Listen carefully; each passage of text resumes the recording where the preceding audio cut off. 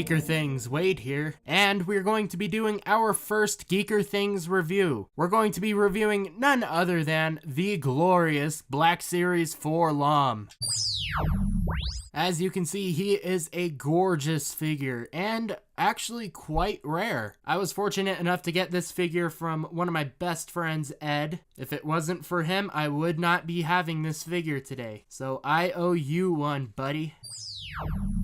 Here's what the back of it looks like with the bio, and it's number 67 in the line. Gregory Titus did an amazing job with this sketch of 4 LOM. Absolutely love it. Here's a close-up of the bio. If you would like to read it, you can pause the video. Alright, let's get on with the review. Here he is out of his box right after I had a heart attack opening him, and he looks wonderful. I could not be more happy with this figure, and you'll see why.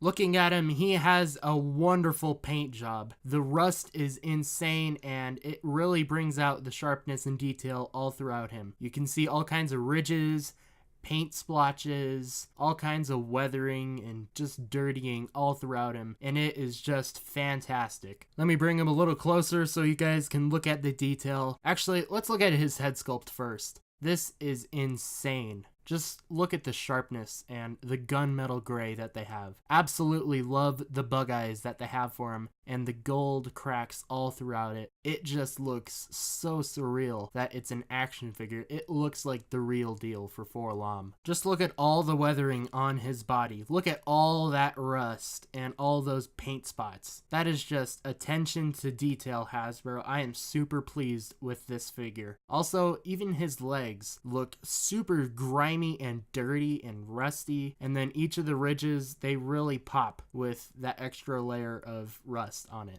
We can even see his feet still have a good amount of weathering on them.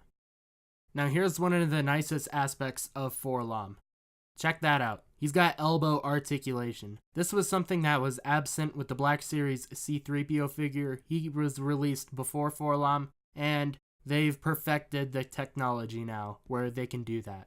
It's a bummer C-3PO couldn't have that, but at the same time it's understandable. They didn't have it at the time, but now Hasbro has looked into it and they've created their own solution, and it works out just fine. I mean, I can literally not stop doing this.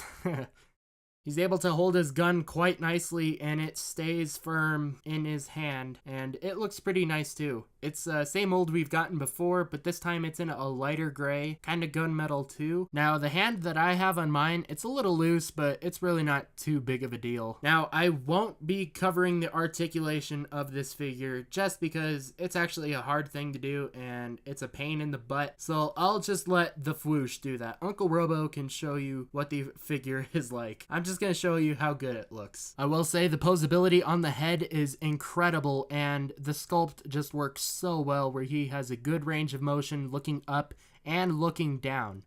You want to see what else is cool with the head? Wabam! Isn't that cool or what? It's actually in a translucent mold, so light can pass through and you can just get a little tint of green. It's even more noticeable when you put a flashlight behind it, and it looks amazing. Here he is hanging out with his droid buddies, such as IG-88, R2-D2, C-3PO, and Dr. Ball, PhD. The scale for 4 LOM looks just right, and he's actually a little bit taller than C-3PO. It looks very good. Now, when comparing him to the Black Series C-3PO, 4 LOM actually has ratcheted knee joints. So that means he can stand a lot better, and his legs are not as loose, and you do not need to worry about him falling over. I'm sure it also contributes to his height, and this is overall a very nice fix. Okay, this is the part that'll make every Geeker Things review different than any other on YouTube. What we're going to do is we're going to incorporate toy photography. I am a toy photographer and I absolutely love it. I definitely recommend, if you have a camera and some Star Wars action figures or whatever, go out and take photos. The results may surprise you. For this one, I thought it would be pretty funny to have 4 LOM taking C-3PO as hostage. I don't know where I got the idea from, but I just thought it would be pretty good.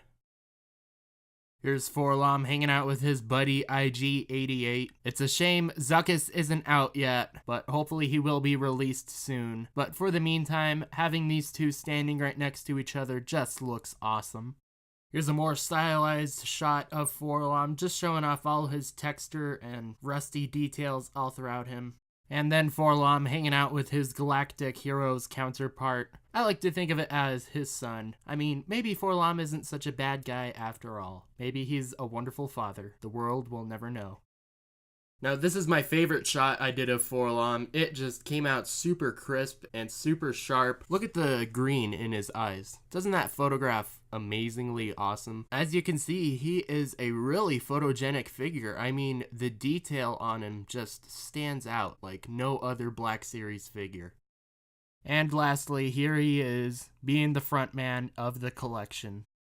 Overall, I have to say 4-LOM is a must-have for anyone's collection. You need to buy this piece. He is one of the best Black Series figures ever made. In fact, he's probably my favorite original trilogy character they've made to date. I remember when they showcased him at San Diego Comic-Con 2017, and just seeing the product images of him, I knew I had to buy him, and I knew that he would exceed all expectations. Now having him, he really does. He is just a stunning and impressive figure.